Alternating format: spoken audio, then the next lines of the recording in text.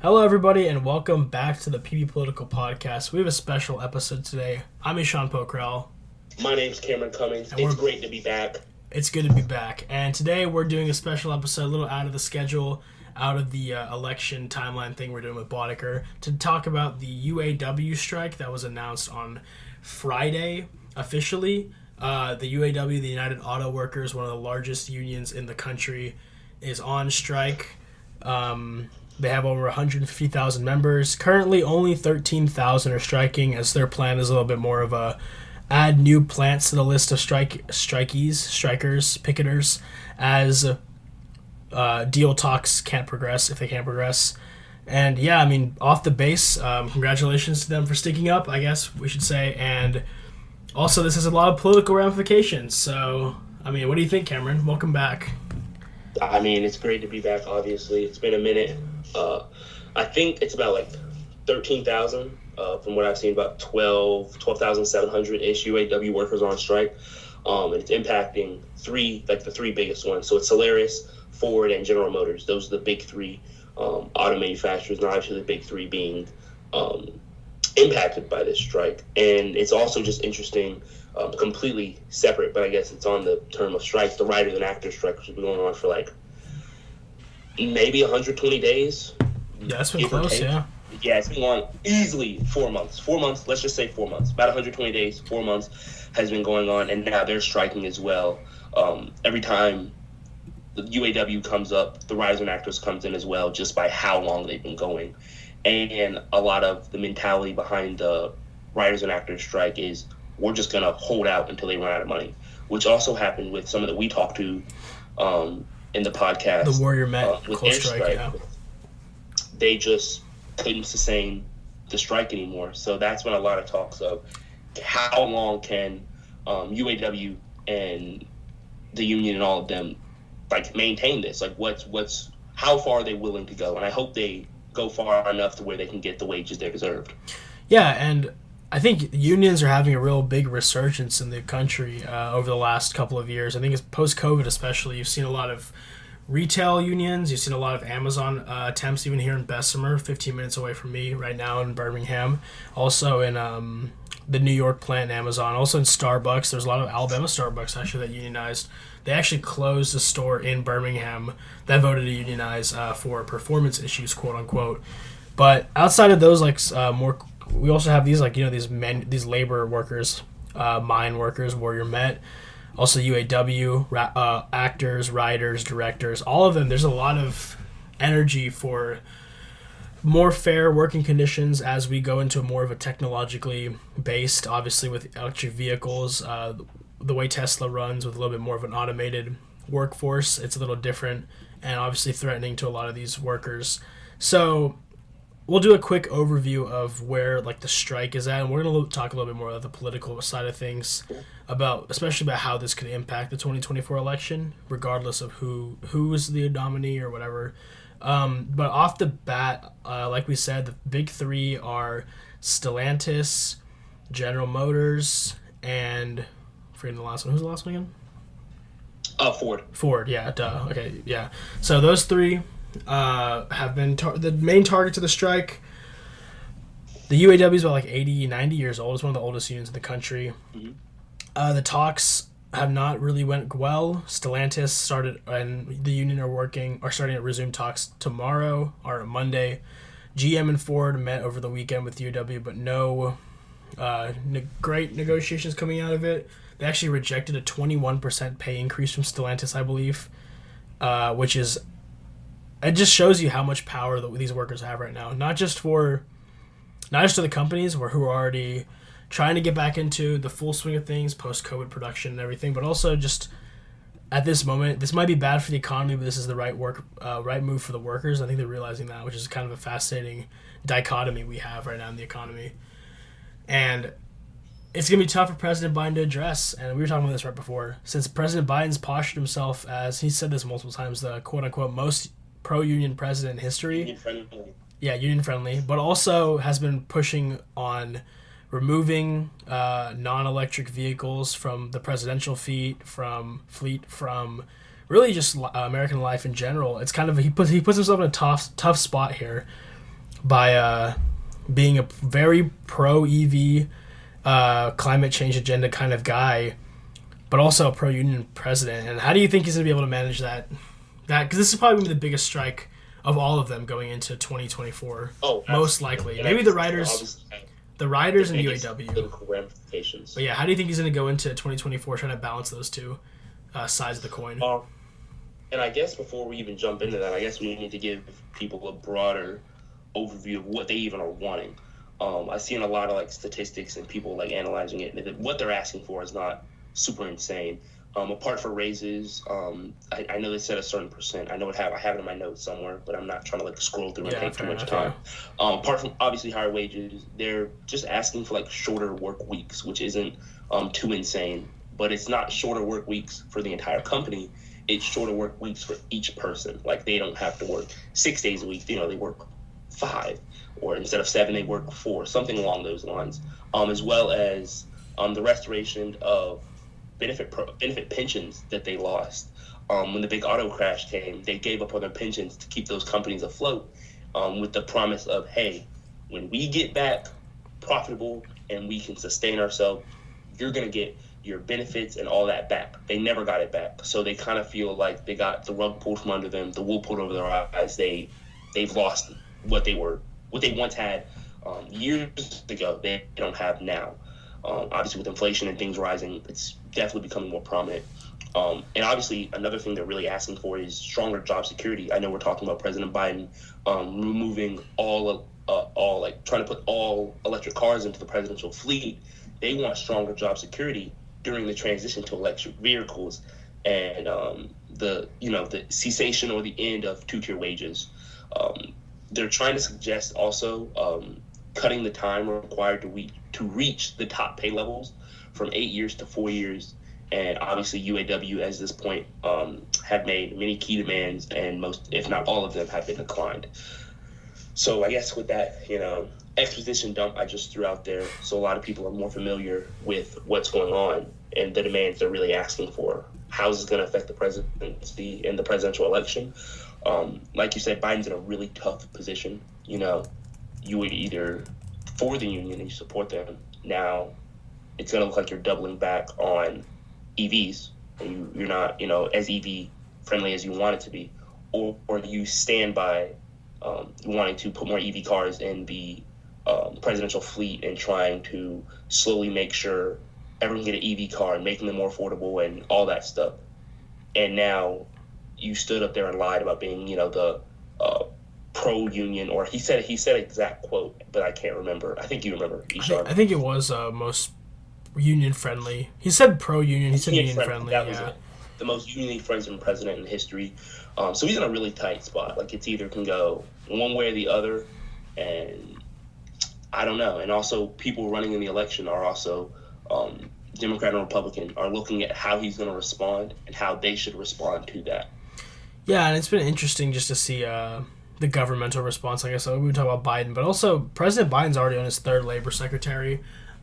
President Trump actually did have 4, and President Obama had 5. But President Obama was a 2-term president. President Trump had 4.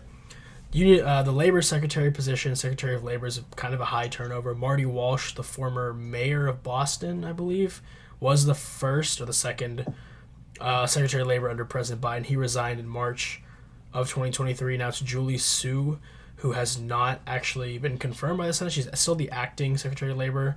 But with that lack of cohesion at the top, it muddles the message. Obviously, they've been pushing a pro-union message, but they haven't really backed it up in every case. The biggest criticism of the Biden administration, I think, from a union perspective, has been how they basically killed any hopes of a railroad strike for railroad workers. Now, they did go in and actually get better concessions for railroad workers in the future, but they did still kill that initial strike, which is something that I found at least kind of interesting from a political standpoint, because obviously if a railroad strike had happened, it would have been very detrimental to the economy and not great. I mean, sorry, I was preoccupied there, but regardless, I think the lack of cohesion at the top of the government has kind of hurt the UAW's kind of belief in President Biden. Now, there have been a lot of unions that have, and we're getting a little bit into the politics here, have been endorsing President Biden's re-election campaign, but the UAW has not said anything. President Trump has actually come out and been a little bit more union-friendly than you'd assume a Republican president would be. He actually has, more than anything, found an opportunity to kind of attack President Biden in his messaging. President Biden, obviously, President Trump lost the Rust Belt in the 2020 election. He lost Michigan, he lost Wisconsin, he lost Pennsylvania. He did win Ohio, but those states are obviously really big auto producers, that whole area of the country. And getting the UAW endorsement would be a massive boost for him in those states, and actually could flip him very logically. Even in states like Kentucky could strengthen his position, strengthen him a whole lot in Ohio, where there's been a lot of recent Democratic favorability in special elections. But all that to say, I think this actually kind of opens up the political side of things on the union side, where you had unions being strongly represented by Democratic or endorsing Democratic leaders in the past. They've kind of been able to test the waters a little bit more in this new form of the Republican Party, where it's a lot more about populism. Post-Trump, obviously, has been a lot more about populism and more about a little bit more of a working class touch, I would say, than like the George Bush era, which I just kind of find interesting. It's kind of like a segue into the political side of things. So I don't know if you have any comments on that, but. And I don't know how it's going to go. I mean, there's several strikes going on right now with more, instead of going on, several strikes have happened with some, going through with the UPS and FedEx strike, that happening and then going through and being a positive thing. And now, obviously, the writers and actors are now UAW with several other groups looking to start striking if their demands aren't met. It shows, I guess, really a good thing, at least to me for now, that people are starting to, take matters into their own hands and try to unionize. Another thing, and a lot of unions are popping up. Like I said, I'm going completely off topic with this, but the VFX artists for all of Marvel Studios, I want to say it was 52 of them just unionized, which I think is a great thing. They are being put work to the bone. Obviously, these are superhero franchises. Little to none of it is real, besides the costumes themselves, and even sometimes those aren't even actual props. But I think it shows a good thing. A lot of people are starting to unionize, starting to ask for better wages, not taking the scraps anymore. And I don't think what they're asking for is too insane. But I think how President Biden and all the other candidates are going to respond to it is going to make or break a lot of their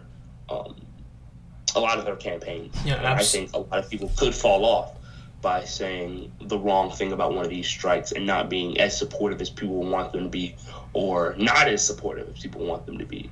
It's a fine line they have to walk, and it's how they're going to do it and what they're going to say. It's really all eyes are on them now, but also all eyes are on the corporations, Solaris, Stellantis, GM, or Stellantis. Sorry, you mix up Polaris. Yeah, you mix up Polaris and thinking of Polaris, Stellantis, GM, and Ford. Those three, as well as big movie studios, all of them are now being looked at, and also just seeing how long can they last, like what is reasonable for them.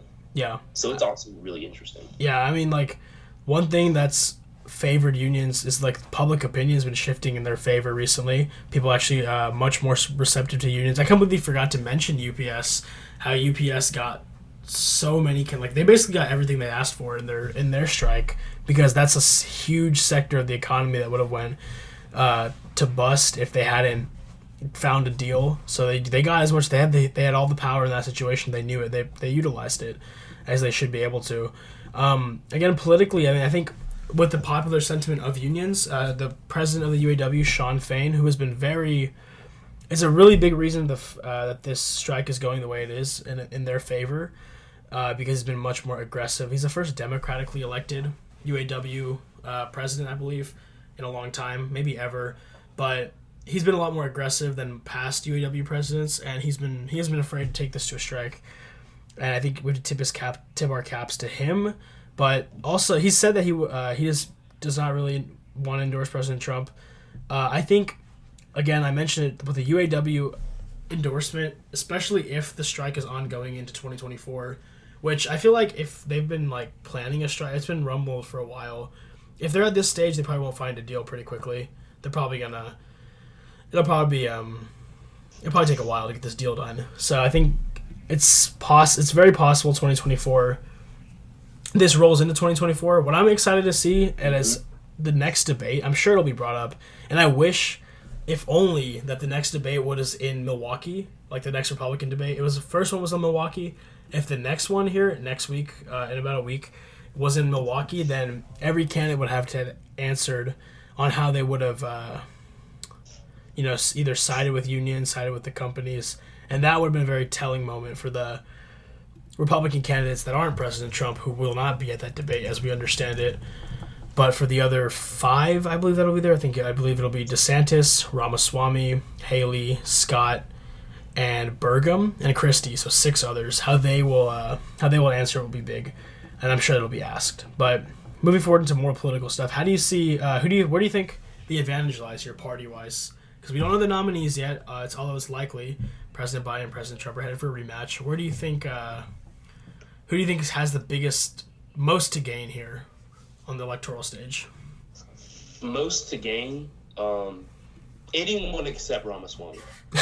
Why is that? Literally anyone except Ramaswamy. Ramaswamy made his name known during the first debate. No, I wouldn't even call it a debate. During the first primary. He made his name known. And he kind of overshadowed everyone else. Chris Christie had that ChatGPT line, which I still see floating around. But after that, he also vanished to obscurity.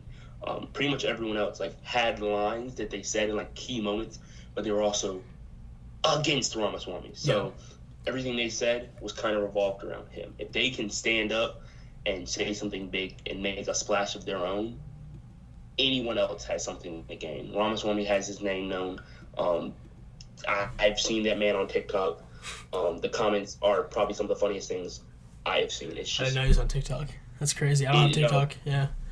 Please just go look at it. I don't care if you have to take someone else's phone. They're so funny. I'll tell you exactly what they're saying after the podcast. All right. But it's good. But I feel like anyone else besides Ramaswamy has the most to gain. He's made his name known. People are either really for him or really against him already. And the people that are really for and really against, it's going to be hard to change their minds. Yeah, I meant more about the strike. The middle, they're just on. They have the biggest strike. I'm going to be honest. I meant more about the strike itself, but you make a good point in that I think the bad thing about, and we just move off this after this, but I think the bad thing about Vivek's candidacy is that if you really like him, you probably also will vote for Trump. And that's his issue right now. I think he knows that. I mean, I think he's hoping that. I'm assuming he's hoping that. But I think he's pushing for VP. I think what he hopes is that something's gonna happen to it, because he's like a legal dude. He's been always quoting this legal stuff. I think his hope is that President Trump gets indicted. Something happens to him. He just happens to be the next guy for the Trump base, because the Trump base does really like him, and a lot of the Trump base wants him as his VP. He says publicly he won't take the vice presidency. I feel like that's probably not true. I feel like most people would probably take the vice presidency if it was offered to them, especially if you're not elected beforehand. I mean, it's a pretty big step up politically, obviously.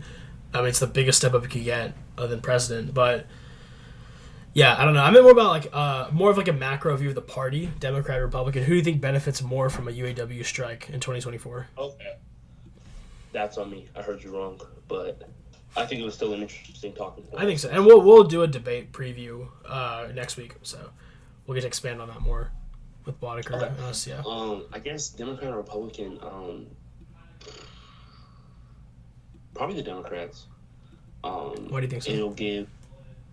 I guess as a party wise, or as their candidate. Let's just talk about the presidency itself, because the path of the presidency goes through states like Michigan, Pennsylvania, maybe Ohio, Wisconsin.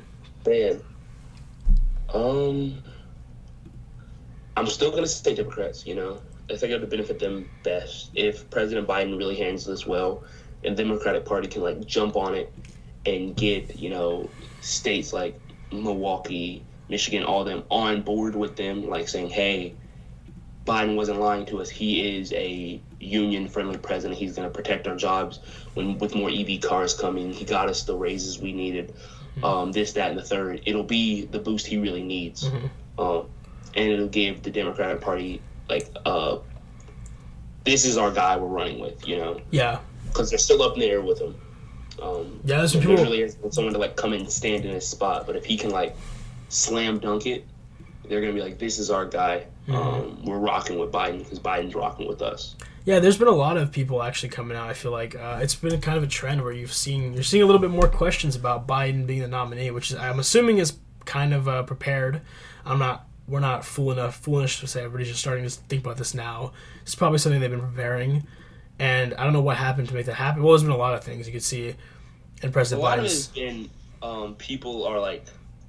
And I'm not saying, I've been saying this for years. When I mean years, I mean like 2 or 3. I guess people are starting to realize like how old people in power and government in our country are compared to the rest of the world. Yeah. And I think people are starting to like want to gear for someone younger. And that's also where Vivek steps in, whether you like him or not. He's that younger guy. Yeah. That at least like Republican Trump base wants. So Biden, if he finishes off his term, if he gets reelected and finishes off his term, he'll be 86. Yeah. 85. 86. Doesn't matter. He'll be old. And if Trump wins, he'll be 82. Yeah. 83. Yeah. Not much younger. I think, I agree. I think the Democrats will stand the most to gain just because they have the incumbency. And just meaning that... if President Biden is able to do something to reach like the end of a strike, if he's able to come out and really support them through the strike and maybe even end it, then he has much more. And the other thing, he has much more of a, the bully pulpit where he can like actually like make his accomplishments known throughout the country as the president, especially in going into the home stretch. But also if you have a UAW president like Sean Fain who doesn't want to endorse Trump because he doesn't believe, because Trump is such a divisive figure that a lot, like I'd say like 25-30% of the population of this country that's politically active just don't like him. Like they just don't like him. He's on it, like, and probably more people don't like him, but like purely like truly hate President Trump. There's probably a pretty good amount. And if you can't get that endorsement, even if you would be like a better president for them, and if you're advocating for it, then it's kind of like a, I don't want to say it's like a lost cause because you're not getting votes. It's kind of a cynical take, but frankly, from an electoral perspective, it might be. And if you're not going to have the support of the union while you're supporting the union, then I don't think you can't benefit really. And I think President Trump would be destined for that fate if he ends up being the nominee. I think every other candidate has an opportunity to. Every other Republican, that's the dilemma with the Republican side. I think every other candidate has the opportunity to make the Republican Party the pro-union party in this election. I just think Trump's so divisive that it's like almost impossible for him, which is kind of an odd state of affairs. But that's why I think I agree. If President Biden can get something done, that'll be a huge boost for him, despite of his age. People will see that and think that he's still capable of getting things done. Yeah. Yeah, I mean, that's about it. That's a little update on what's going on in the world. Presidential election during around, I think me and Sean are both like settled into our class schedules for the most part. Clubs, all that. We're gonna be trying to pull out more of these. Especially talking about the recent debates coming up. That's something I'm like really excited about. We'll be doing. We'll continue doing these historical podcasts with Boddicker. I don't know if y'all listen to them because they're kind of niche. It's just something we like doing for fun. But we're going to start folding back in these more current day perspective podcasts about what's going on in the world, what's actually happening right now, not what happened in the past. And I'm excited to be back now that we're settled in. So I think we'll be good to go moving forward. But yeah, thank y'all for listening. Sean just doing podcasts with me. That's it. Anyways, y'all, thank y'all for listening. Tell all your friends to follow, subscribe, like, comment, all of that. Y'all know where to find us. Look at pppolitical.com for the writing coming out. We got a good article coming out today, I believe.